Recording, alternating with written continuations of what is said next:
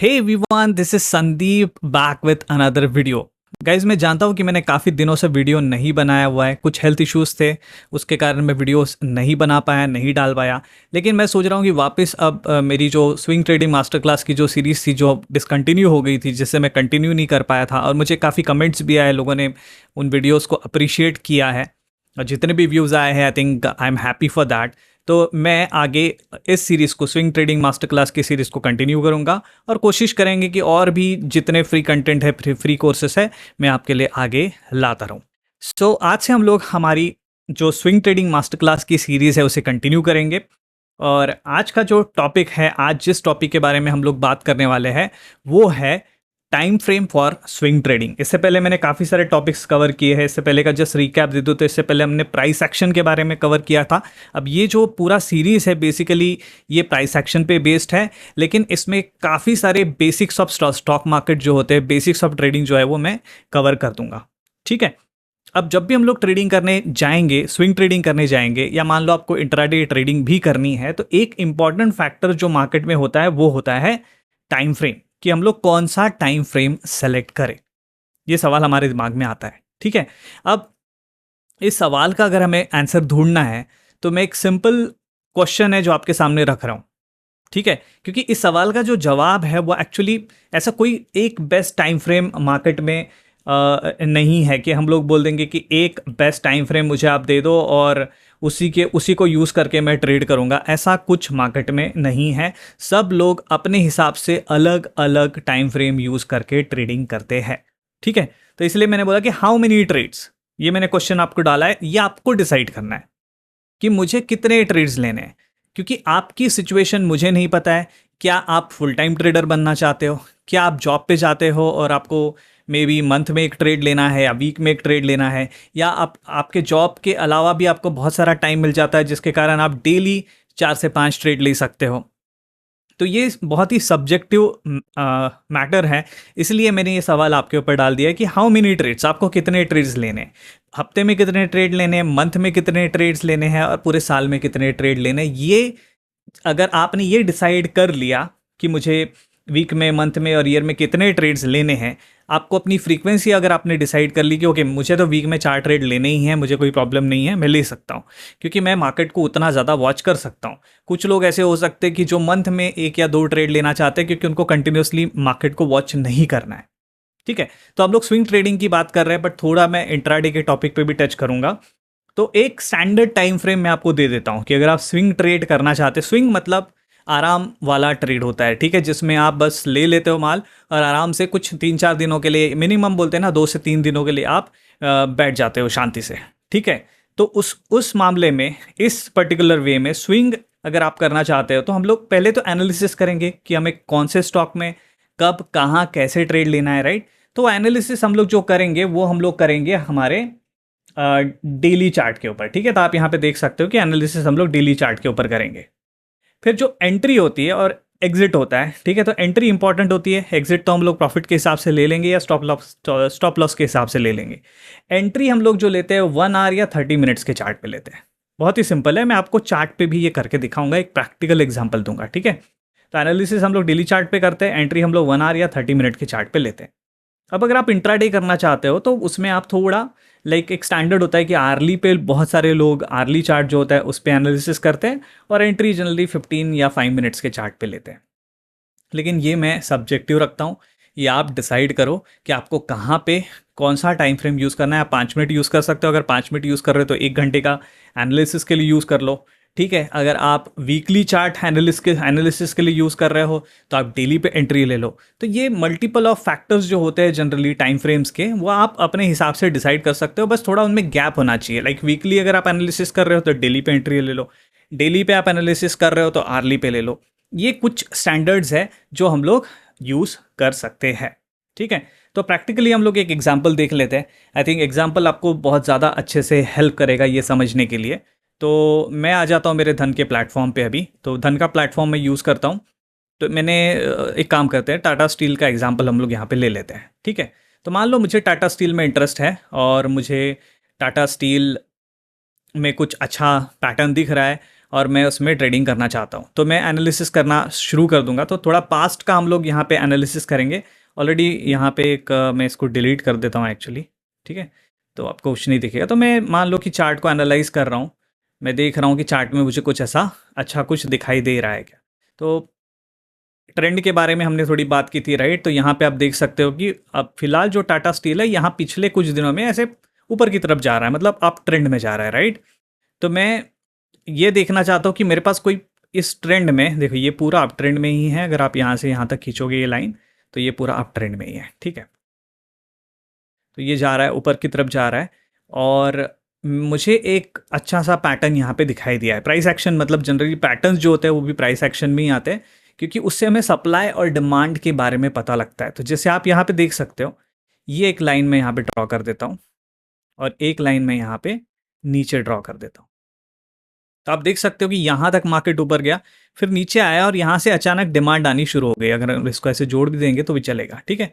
यहाँ से डिमांड आई और फिर यहाँ तक मार्केट ऊपर आया। तो ये देखिए ये जो दो जोन है यहाँ पे मैंने इनको ज्वाइन कर दिया है। तो मुझे दिख रहा है कि यहाँ जब मार्केट आया था यहाँ सप्लाई आ गया, यहाँ आने के बाद फिर से सप्लाई आ गया, लेकिन जैसे ही ये लाइन को यहाँ पे इसने टच किया यहाँ पर से डिमांड आ गई और मार्केट ऊपर की तरफ जा रहा है।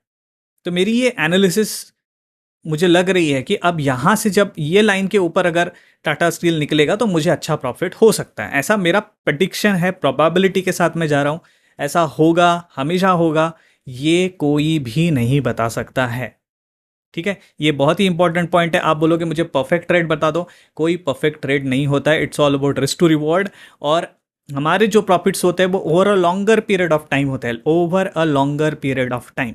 मतलब आप जब 2-3 साल कंटिन्यूस ट्रेड करते हो तब आपको एक्चुअल रिजल्ट्स मिलते हैं, ठीक है। तो अब मुझे एक अपॉर्चुनिटी मिली है, मैंने मेरी एनालिसिस कर ली है डेली टाइम फ्रेम पे। मैंने बोला था आपको कि स्विंग ट्रेडिंग के लिए आप डेली फ्रेम यूज़ कर सकते हो एनालिसिस करने के लिए। मेरी एनालिसिस हो गई है, मुझे एक फ्लैग पैटर्न मिला है यहाँ पे, और मुझे दिख रहा है कि मान लो आगे का आपको कुछ नहीं दिख रहा है, यहाँ पे मुझे ब्रेकआउट आने वाला है। तो मैं जब मुझे दिखने लगेगा कि प्राइस यहाँ पे पास में आ गई है और ये ऊपर जा सकती है, अभी नीचे भी आ सकती है, ये ऊपर भी जा सकती है, तो मैं यहाँ पे स्विच कर लूँगा आर्ली टाइम फ्रेम पे, ठीक है। और हम लोग ढूंढ लेंगे कि कहाँ पे हम लोगों ने वो पैटर्न ड्रॉ किया था। मैं आपको एक ट्रेडिंग सेटअप भी बता रहा हूँ, सिंपल सा सेटअप है ये, जिसको हम लोग यूज़ कर सकते हैं। और ऐसे फ्लैग पैटर्न कई बार आपको चार्ट पे बनते हुए दिखेंगे। तो देखिए मैंने इस पैटर्न को यहाँ पे ड्रॉ किया था, अभी हम लोग इस पैटर्न में जाके अच्छे से डिटेल में यहाँ पे देख सकते हैं, ठीक है। ये देखिए आप हो क्या रहा है चार्ट पे, यहाँ तक अच्छी खासी बाइंग आई, फिर सेलिंग आई, यहाँ पे आके रुक गई, ठीक है। फिर से बायर आ गया, उसने मार्केट को ऊपर लेके गया। यहाँ पे देखिए ये दूसरा पॉइंट जैसे ही मिला हमें ऊपर की लाइन मिल गई, ठीक है। और ये जैसे ही दूसरा पॉइंट हमें यहाँ मिला, हमें नीचे की लाइन भी मिल गई। अब हमें इसे ऑब्जर्व करते रहना है कि अगली बार क्या होता है। फिर से देखिए ये ऊपर आया, यहाँ पे इस लाइन तक आया, मतलब यहाँ तक बायर्स ने मार्केट को पुश किया, फिर नीचे आया। और इस बार जब नीचे आया तो देखिए पूरा नीचे नहीं आया, वो इस लाइन तक या यहाँ तक नहीं आया, बल्कि वो यहीं पे रुक गया। तो यहाँ पे मैं एक ऐसी लाइन ड्रॉ कर देता हूँ, ठीक है। और अभी के लिए हम लोग इस लाइन को यहाँ पे डिलीट कर देते हैं। ये ट्रेंड तो हमें पता है, ठीक है। तो this shows sign of strength कि इस बार जो सप्लाई आया है वो सप्लाई एक्चुअली यहीं पे वैनिश हो गया। इसके नीचे तो मार्केट मतलब टाटा स्टील को सेलर्स नहीं लेके जा पा रहे। तो दिस इज गुड साइन, ये एक साइन ऑफ स्ट्रेंथ है, ठीक है।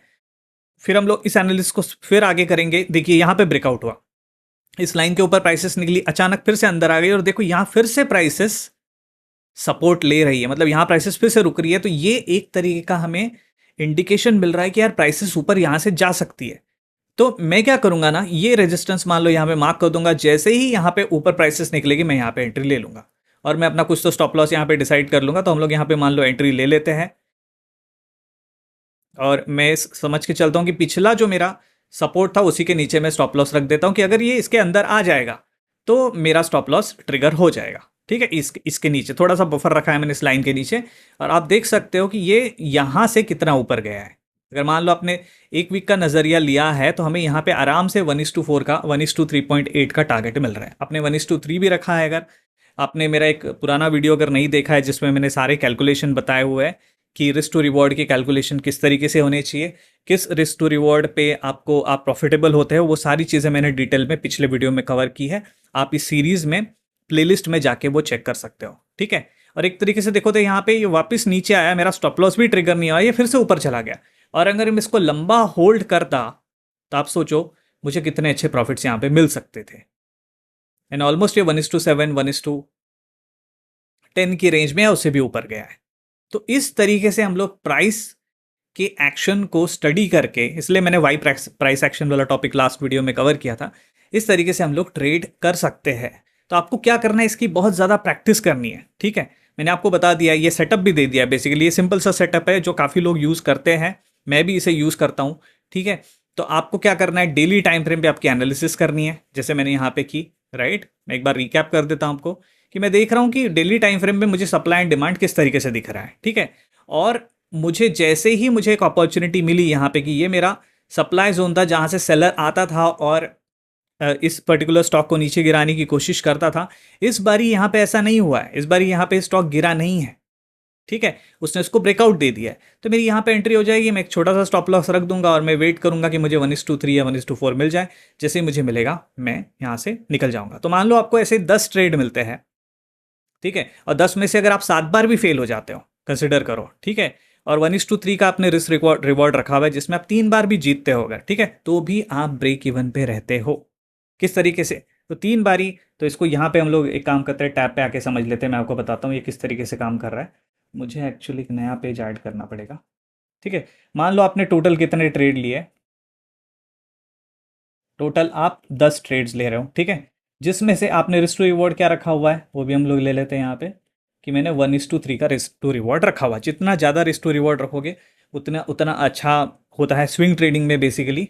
ठीक है, 1:3 के साथ हम लोग चलते हैं। मान लो आपके विनर्स जो आएंगे वो कम आएंगे, आप कंसिडर करो कि इतने कम तो नहीं आने चाहिए, फिर भी हम लोग मान लेते हैं कि 3 ही विनर आएंगे आपके, और जो लूजर्स आएंगे वो आपके मान लो 7 आएंगे। ठीक है, तो अगर आप 3 बार जीतोगे तो हर बारी 3 का आपको प्रॉफिट होगा, 3 टाइम्स आपको प्रॉफिट होगा। राइट, तो 3 × 3 आपके 9 पॉइंट्स आपको मिल जाएंगे। ठीक है, और जब आप हारोगे तो आप एक ही पॉइंट लूज करोगे। राइट, तो 7 × 1 आपका 7 हो जाएगा। और अगर मैंने 9 - 7 भी किया तो भी 2 पॉइंट्स आपको मिल रहे हैं। मान लो आपने ब्रोकरेज भी दे दिया तो भी आप यहाँ पे प्रॉफिटेबल रहोगे।